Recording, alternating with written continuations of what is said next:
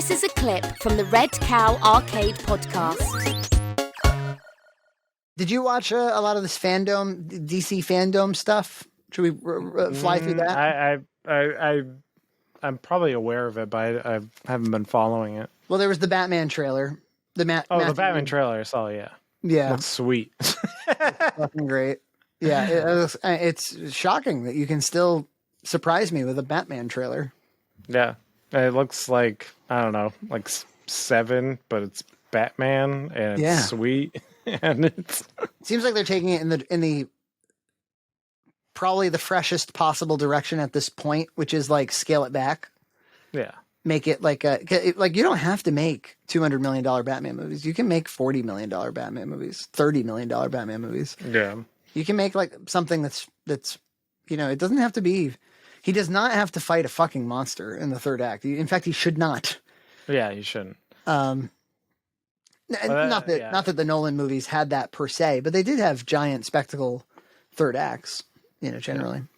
Well, all the Marvel movies obviously do. I hear the Eternals they fight a CG monster at the end, of course. So. Even for their fucking Cannes Film Festival Marvel movie, they still can't help themselves but fight a giant robot in the third act. Well, what else was in fandom? There was a Flash trailer which sort of teased like Michael Keaton will be in this thing. He does the voice over narration, and they almost show his Batmobile. Not much else to say. There's Peacemaker, which looks fantastic. I was thinking about on a similar topic of Dave Bautista and The Rock, these like Hulkamaniacs who end up as actors. We talked about Rock. We talked about Bautista. Cena, you're like, is Peacemaker, this kind of like D-list superhero kind of wasted on a big star name like Cena? And you're like, no, because he shouldn't play Captain America. He shouldn't play Superman. He's too big and ridiculous and egotistical to actually play those characters earnestly. He's not Henry Cavill. So he does need to be like, oversized and douchey. Otherwise you're playing against his strengths. And so, like giving him Peacemaker is a gift, I think. That James Gunn is smart. Yeah. Well, he wrote this series, like just during COVID. He was like, I'm bored. I'm going to write this. And I think he directs a lot of it. So super cool. I'll definitely check it out because the Suicide Squad was awesome. Yeah. It was really, really, really good. I'm probably going to watch it again sometime soon because I really like it too.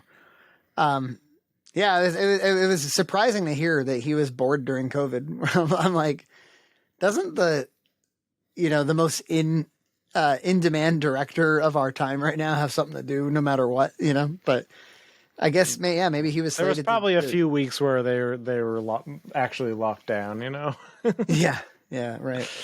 So, and then what else was there? There was Black Adam, which is The Rock's DC movie he's been trying to make for a while. Looks very basic. Looks very like uninteresting to me. But I'm open-minded. I've been looking forward to The Rock doing something in the superhero genre. It seems only natural. Yeah. There was a couple of video games. There's Gotham Knights, which is the Rocksteady follow-up to the Arkham Knight. Or whatever. I think Arkham Knight. And that was it's going to be about the Court of Owls and about this kind of like this cult that's embedded in Gotham City that's been there forever and already knows that Bruce Wayne is Batman, and it seems really cool. Like fucking awesome. And then there's also the Suicide Squad game, which looks like it borrows a lot from the James Gunn one, where they're fighting Superman, the Suicide Squad. And the King Shark is in it and stuff. And then what else? There's a new Shazam trailer, whatever. I liked the first Shazam and I like that director, but I'm not like, drooling over it or anything. It's Shazam. I guess that was it. That was, there's a new Aquaman. I couldn't give a fuck. I actually kind of want to get Jason Momoa. Now that I've seen Dune, I kind of want to get Jason Momoa out of Aquaman. I'm like, let's do something else. DC's in a strange place because it does still have these like Snyderverse threads still in there, when I feel like they should just, I don't know what they should do, because part of me kind of likes that they keep it alive, because I did like the Snyder cut. I really did. And but at the same time, it feels strange, and I bet the Flash movie will try to like retcon some of that stuff and reboot it. Subscribe to Red Cow Entertainment on Patreon for full episodes every other week.